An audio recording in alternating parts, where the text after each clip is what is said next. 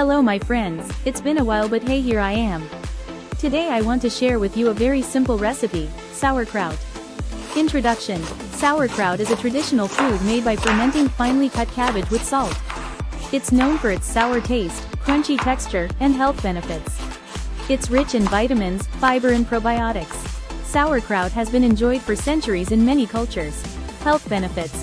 Rich in probiotics, supports healthy gut bacteria and digestion. Boosts immunity. Probiotics and vitamin C strengthen the immune system. Improves digestion, helps prevent constipation and bloating. Preparation steps. Have a clean head of cabbage or half-size cabbage and finely slice. Once finished with the shredding, mix with salt and massage it for a few minutes. This helps draw out water and this starts with the fermentation process. Take your clean container and press the cabbage into the clean jar until the liquid covers it. Cover tightly and leave at room temperature for a week or two. I normally leave mine for a week and it's still okay.